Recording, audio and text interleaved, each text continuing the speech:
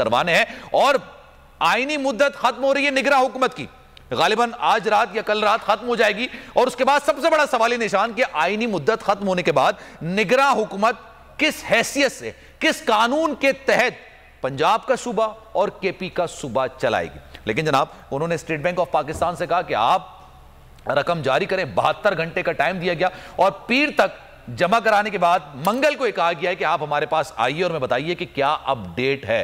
तो काफी ज्यादा चीजें हैं जो कि निकलकर सामने आ रहा और मजीद बात करेंगे। असद कैसर साहब भी थोड़ी देर में मुझे ज्वाइन करेंगे। इस वक्त शाखवर साहब ने मुझे ज्वाइन किया है, स्टार्ट करते हैं उनसे। शाखवर साहब अस्सलाम वालेकुम सर, कैसे हैं आप?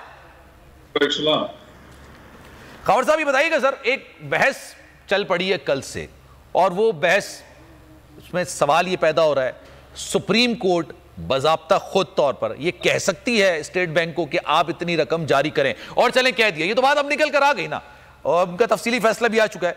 अब स्टेट बैंक के पास कितने ऑप्शंस हैं?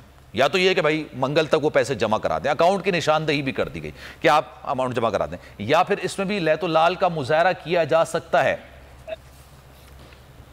देखिए, बात यह है कि ये तो उस दिन जो स्टेट बैंक के डिप्टी गवर्नर और अटॉर्नी जनरल और बाकी जो उधर चैम्बर्स में जो है वो पेश हुए, तो उस पर जब 3 रुकनी बेंच ने जिसकी जो है सरबराही इन चैम्बर जो है वो चीफ जस्टिस कर रहे थे, उन्होंने गवर्नर या डिप्टी गवर्नर से पूछा कि आपके पास कितनी रकम है और उसके कितने हेड्स हैं।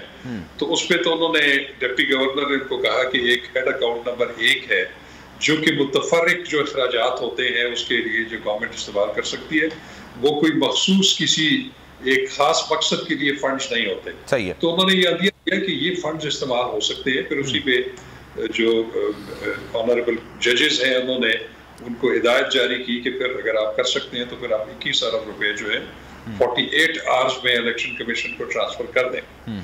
तो अब देखना ये है कि जो स्टेट बैंक ऑफ पाकिस्तान है उसकी अपनी जो कंपोजिशन है, उसका अपना एक कानून है। और आपने देखा होगा कि जो पिछली हुकूमत थी, पाकिस्तान तहरीक-ए-इंसाफ की और उनके इत्तेहादियों की, उसमें भी उन्होंने जो स्टेट बैंक के हवाले से जो कानून है उसमें तरमीम की थी और उसमें स्टेट बैंक की खुद मुख्तारी जो है वो बहुत ज्यादा जो है उसको एनहांस कर दिया था। सही है। तो उसमें कोई जो है कोई इसके ऊपर जो है एक रेगुलेशन या रेगुलेटरी अथॉरिटी होनी चाहिए, इसको मॉनिटर फेडरल गवर्नमेंट करे या वो करे, तो उससे हटा दिया गया था। तो उस पर बड़े उस पर भी एतराज हो रहे थे।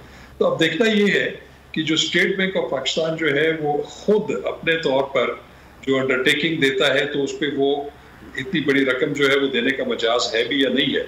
लेकिन सवाल यही है ना मेरा आपसे, मेरा बुनियादी सर, आप मुझसे ज्यादा बेहतर तरीके से जानते हैं, आपको क्या लगता है सर, वो एक इंडिपेंडेंट इदारा है और जो जाहिर सी बात है सरबराह है वो भी कायम मकाम है अभी, तो क्या वो इस हैसियत में कर सकते हैं, इस पोजीशन में है कि वो कर सके इतनी बड़ी अमाउंट ट्रांसफर? मैं आपको बताता हूँ, ये जितनी भी पेमेंट्स होती है फेडरल गवर्नमेंट के बिहाफ पे, जितने रेवेन्यूज जनरेट होते हैं, जितने रेवेन्यूज हासिल होते हैं, वो फेडरल कंसोलिडेटेड फंड में जाते हैं।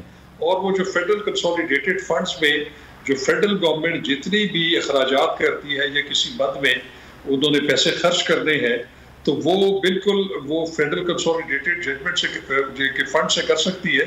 लेकिन उसके लिए एक शर्त है, आर्टिकल 79 है आईन पाकिस्तान का, कि वो जो रेगुलेट करना है फिर वो एक्ट ऑफ पार्लियामेंट ने जो है वो रेगुलेट करना है।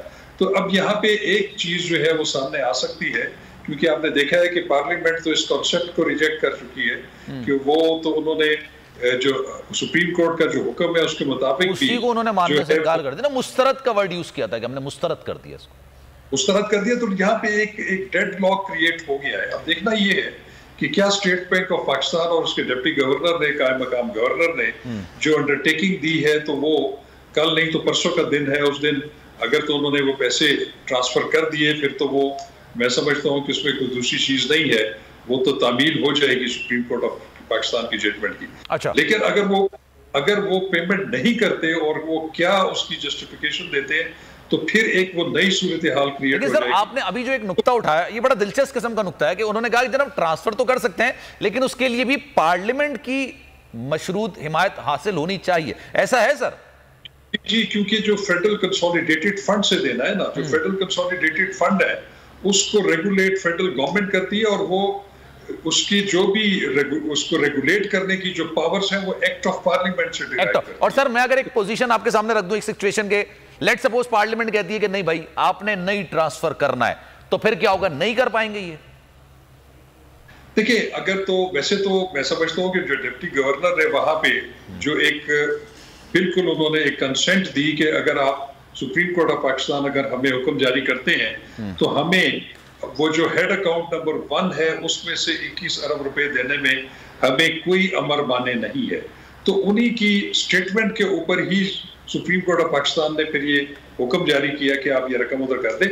अब देखना ये है कि वो how they come up on Monday को जब वो क्या वो रकम ट्रांसफर करते हैं, नहीं करते। अगर नहीं करते तो फिर वो उसकी मॉनिटरिंग जो है वो बेंच इन चैम्बर्स तो बैठा हुआ है, तो वो फिर देखेगा कि उन्होंने अंडरटेकिंग जो दी थी वो किस बुनियाद पे दी थी, और अब अगर वो उसमें कोई जस्टिफिकेशन दे रहे हैं नॉन पेमेंट की तो वो क्या है।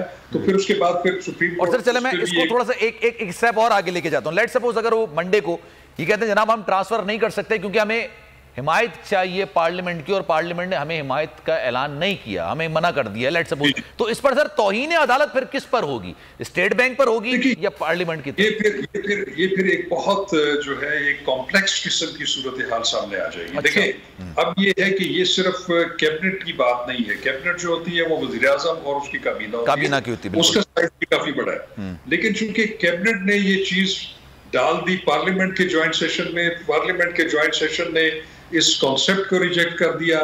अब अगर वो ये जो जो जो जो स्टेट बैंक ऑफ पाकिस्तान की अंडरटेकिंग है उसके बाद भी अगर इस पे काबीना या जो पार्लियामेंट की उसकी मंजूरी नहीं देती तो फिर एक सिचुएशन क्रिएट हो जाएगी वहां पे अदालती हुक्म की, तो हुक्म अदूली हो जाएगी। लेकिन उसमें देखना ये है कि फिर अगर उसमें तौहीन अदालत की अगर प्रोसीडिंग शुरू की जाती है तो वो किसके खिलाफ होगी? क्योंकि सर मैं ये सिचुएशन आपके सामने इसलिए रख रहा हूं, सवाल में इसलिए कि अगर इतना ही आसान होता ना, हुकूमत अगर इतना ही इजी तौर पर चाहती कि इलेक्शंस हो जाएं या इलेक्शंस करवा दें, तो ये मामला स्टेट बैंक तक तो आता ही नहीं सर। उससे पहले ही वो रकम जारी हो चुकी होती। जाहिर सी बात है बहुत सारी चीजें, बहुत सारे जो मामला चल रहे होते हैं, लैपटॉप स्कीम है उस पर चल रहे होते हैं, तो ये खुद जारी कर देते। ऑब्वियसली उन्होंने इस चीज की तरफ नहीं जाना है, तो ये रोकना है उनको।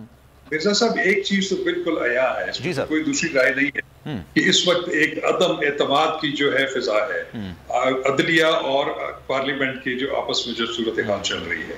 तो उसकी जब ऐसी सूरत हाल होती है तो उसमें तो वाज़ेह है कि गवर्नमेंट तो बिल्कुल पहले भी ये अदिया दे चुकी है कि वो जो है वो उनकी जजमेंट को जजमेंट नहीं मानते गवर्नमेंट के मुताबिक, क्योंकि वो 4-3 से ये पिटीशंस खारिज हो चुकी हैं, और जबकि ऑर्डर ऑफ द कोर्ट 4 अप्रैल का ये है कि ये 3-2 से मेजॉरिटी में पिटीशन जो है ये मंजूर हो चुकी है, और उसके नतीजे में ही ये इलेक्शन की तारीख दी गई।